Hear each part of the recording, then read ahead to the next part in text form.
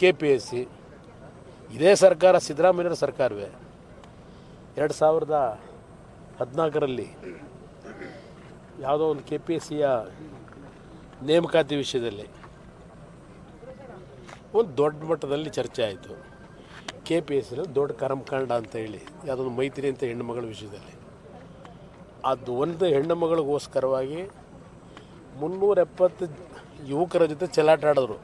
ಹೆಣ್ಣುಮಕ್ಕಳು ಯುವಕರ ಜೊತೆಯಲ್ಲಿ ಈ ಸರ್ಕಾರ ಇವತ್ತು 2025ಕ್ಕೆ ಬಂದಿದ್ದೇವೆ. KPSC ಪರಿಸ್ಥಿತಿ ಏನಾಗಿದೆ? ಒಂದೇ ಒಂದು ಉದ್ಯೋಗ KPSCಲಿ ಇವತ್ತು ಸೃಷ್ಟಿ ಆಗಲಿಲ್ಲ.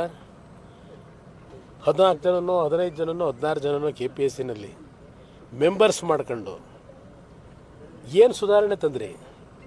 ಮುಖ್ಯಮಂತ್ರಿ ಕೇಳಲಿಕ್ಕೆ ಬಯಸ್ತೀನಿ. ಇವತ್ತು ಉದ್ಯೋಗ ಇಲ್ಲ. KPSC ಇವತ್ತು ನಾವೇನೋ ದೊಡ್ಡ ಸುಧಾರಣೆ ತರ್ತೀವಿ, ಓಟ ವರದಿ ಅನುಷ್ಠಾನಕ್ಕೆ ತರ್ತೀವಿ ಅಂತೆಲ್ಲ ಹೇಳಿದ್ರಲ್ಲ. KPSC ಒಂದು ಎಕ್ಸಾಮ್ ಮಾಡಲಿಕ್ಕೆ ಆಗ್ತಾಯಿಲ್ಲ. ಯುವಕರ ಜೊತೆಲಿ ಚೆಲ್ಲಾಟ ಆಡ್ತಾ ಇದ್ದೇವೆ. ಯಾರಿಗೂ ಇದ್ರ ಬಗ್ಗೆ ಚಿಂತನೆ ಇಲ್ಲ ಇವತ್ತು ಈ ಸರ್ಕಾರದಲ್ಲಿ. ಅದರಿಂದ ಮೊದಲು ಇದೆಲ್ಲದರ ಬಗ್ಗೆ ಗಮನ ಕೊಡಿ, ಆಮೇಲೆ ಮುಂದೆ ಬೇರೆ ವಿಷಯ ಚರ್ಚೆ ಮಾಡಿ.